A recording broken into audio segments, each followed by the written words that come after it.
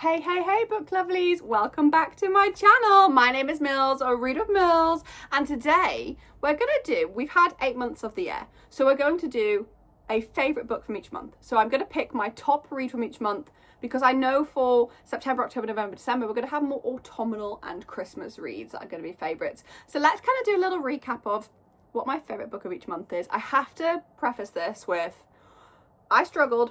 I think there's a couple of months where I haven't managed it, but I've tried my best, so I think you'll forgive me for that. Let's dive in. So the first month we have is, of course, January, when it's cold outside and you don't want to leave the house. I loved The Fabric of Our Souls by K.M. Moronova. Oh, this book was so good. In this book you meet a girl called Win, and let's just say Win hasn't had an easy life. She has tried to take her life, she's had a failed attempt at taking her life, her brother's involved and he's put her into this rehab centre, and when she gets there she knows something sinister is going on. She's kind of put in a room with this guy, they have a little bit of a, I don't know if you'd even call it whirlwind romance, it's an intense one, let's just say that, and she finds herself in a situation where she's like, I know something bad's happening in this rehab centre, or something bad has happened and something bad is starting to happen again, and I'm going to get to the bottom and solve it. The last few pages of this book had me in tears. I have a feeling that a lot of the books I'm going to pick as my favourite for each month are going to be ones that have had me in tears, let's be honest. I'm a little bit of a crier. I like a cry. I don't like to be scared, but I do like a cry. It was absolutely amazing. I had picked this up from the guys at Good Girls Read as well, because they were doing Christmas advents over December. It wasn't in my advent, but I had seen it in a lot of people's advents, and I haven't turned my back on K.M. Moronova after this point. I've probably read more K.M. Moronova books than ever because of this book. So this is the winner for January, The Fabric of Our Souls by K.M. Moronova. Now into the month of February. Wow.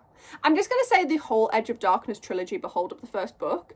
Don't be like me and just buy the first book and then don't have book 2 and 3 ready, because I don't know if you're going to survive. I was feral, waiting for that postman to deliver books 2 and 3. I was like, come on, bring it round. So in this book you meet a girl called Stacy, and she kind of has a really hard life. So her dad has remarried this woman. She's got 2 sons. Everybody knows about one of the sons because he's lovely, but the other one, she kind of keeps him a secret from the world because he's very abusive to her. Like, the things he's done. When I say very abusive, I don't just mean like a little bit abusive. It's intense, it's dark, it's traumatic. I would say this is dark romance with emotional trauma involved. And then she has dated her best friend's brother, Cade Mitchell. Now that man knows how to do things. That man knows what he's doing, but whoo, he's got a few issues. So they've dated. He thinks something's happened with this stepbrother of hers, but actually it's not what it seems, but she hasn't been given a chance to explain herself. He disappeared for a year, kind of just ghosting her, and he's now back on the scene. He's trying to keep his distance from her because he knows that this is the girl that he loves truly in his heart. But while he's been away, he's signed up to work with this really evil woman and her husband. There's no other way to describe it. Like, it is intense. This book is so good, it's going to have you honestly not wanting to put it down. I cried so much, I screamed, I threw the book across the room, I wanted to throw up when I was reading it. You go through every emotion. I don't know which one is my favourite. I kind of think Insatiable, the first in the series, is my favourite because it sets the scene, it really gets you into the story.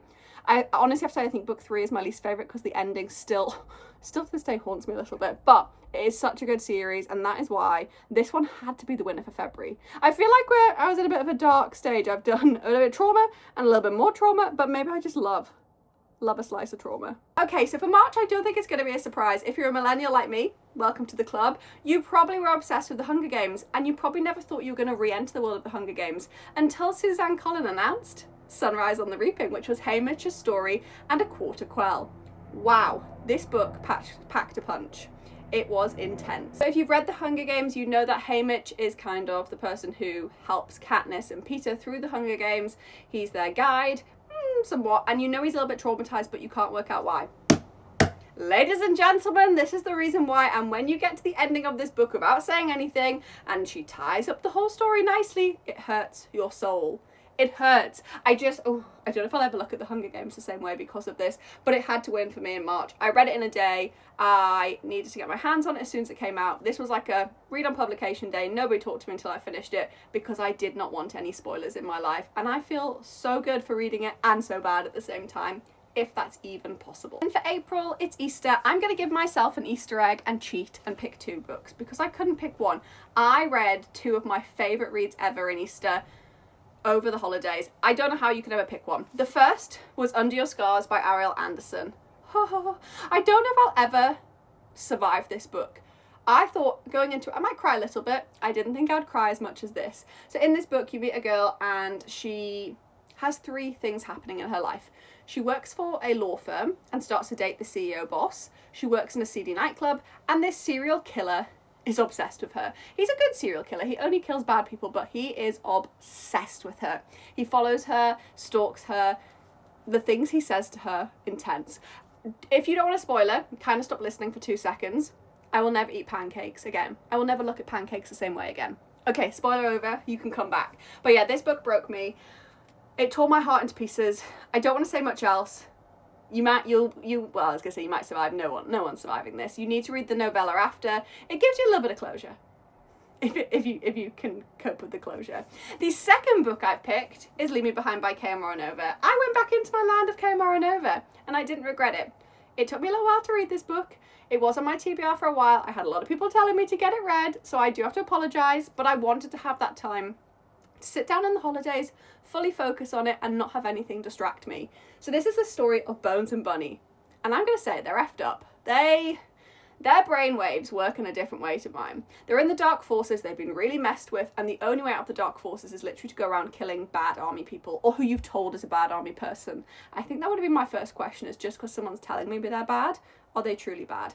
They've met on a plane, he's got a twin brother, they're chatting on the plane, they go for a little nightclub night, they have a little bit of one night fling, kind of halfway through the one night fling, he works out who she is, and let's just say, it's intense. She also might have a little play next to his twin brother, and he might have a little play next to her. Not appropriate scene. That scene was not leaving my head, and the ending of the book really annoyed me for one reason in particular. When you get to it, without even spoiling it, there's a photo on the wall. That photo drove me mad. I don't know why it did, but it just did. So yeah, for April, I'm giving myself an Easter treat and not picking just one, because they're both amazing. How could you pick just one? Then we're into the month of May. I spent May in Wales. And I took Dear Reader to Wales, and it truly ripped my heart out and tore it into pieces. The ending of this book is probably one of the most traumatic endings of a trilogy first book that I think I've ever read. Tate James knows how to leave us on a cliffhanger. She really does. So in this book you meet Ashley, and she is going off to a new university where her stepbrother is attending and his 3 best friends. And when she goes there, she ends up being involved in the Devil's Backbone secret society. Now, she's found this diary in her walls at uni, and when she finds the diary, it has little extracts, which you can see, of what the Devil's Backbone Society is really like. So they make you stand on a cliff and jump into water. It's quite a big fall. But when she actually goes to do some of the tasks, it's things like just standing on a bit of grass and kind of pushing them down. The grass, they don't seem as intense as what she's read until the intense things start to happen just to her. And she's adamant that her new stepbrother is behind it, because he doesn't seem to want her on the scene, and she's like, I know you've done it. She also ends up in a little bit of a wide choose situation with a couple of his friends. There's one in particular that I just loved.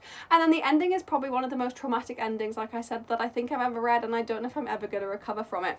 I actually don't know if any book will top this book this year. Currently, out of all the months I'm going to go through, I'm going to tell you, this is currently my winner overall, but a lot of the ones I've talked about already in this video are very close seconds. Just the brain chemistry I had when reading through this was so intense, and I've never cried at an ending so much in my life. I literally think I had to put my fist in my mouth to try and stop myself from screaming. It was that good. And for the month of June, we have Cash by Jessica Peterson. I honestly said this year I didn't think I was going to pick up a cowboy book. I didn't think I was going to love any. I honestly thought I wasn't going to be bothered by any, until this one came along. So in this book, you meet Molly. Her dad's passed away. She's never really lived on the ranch with him since she was a little child. Her mum and dad got divorced, so she's always lived in the city.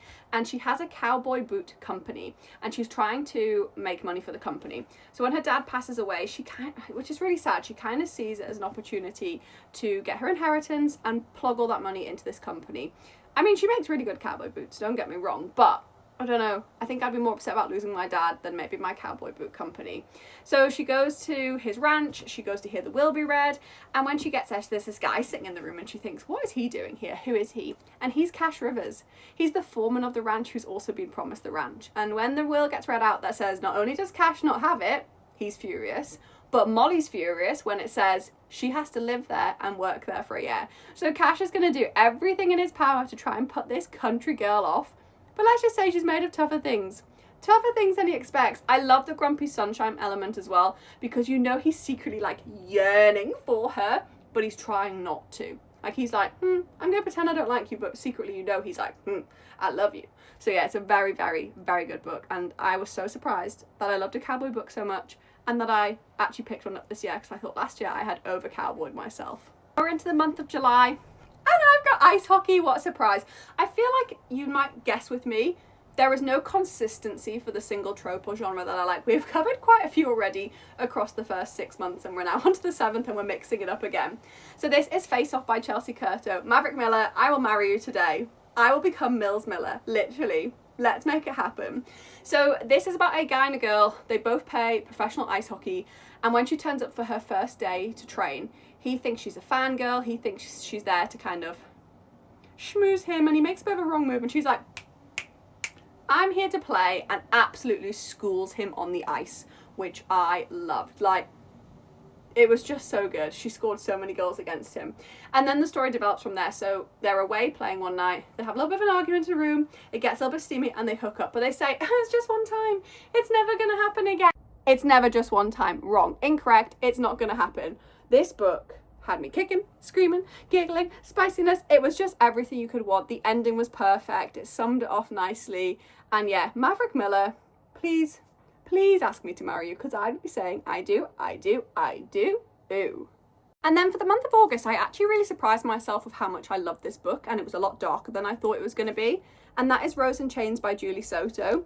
So you meet Bryony in this book, and she has been kind of taken captive by some people. It's meant to be Hermione and Draco Malfoy fan fiction. Did I pick up on it much? Not really, but I do love Harry Potter, so I wasn't also looking out for it.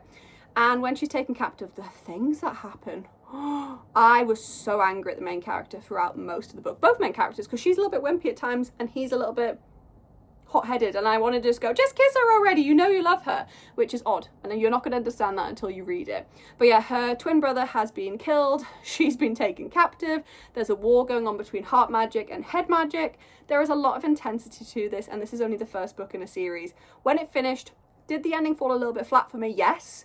I kind of went, oh, they've gone down that route, predictable, seen it before 100 times over now. But I still loved everything leading up to that ending. If they'd cut it off one chapter early, I think I would have preferred the book more. But it still was my favourite in August. I had quite a lot of books read in August, and I don't know if I've read the best ones, I don't know if I've made the best choices with my August reading. I've just read a lot. But this one definitely stuck with me, and I didn't expect it to. Brings us to the end of the 8 books that I love, or maybe a little extra one thrown in April, for the months that I have read this year. Let me know your favourite book that you've read overall this year so far, and obviously I will do a re-updated version for September, October, November, December when we get to the end of 2025. If you've enjoyed the video, hit that subscribe button, turn that bell on so you're notified whenever I post, and I'll see you guys next Saturday. Have a lovely day, book lovelies!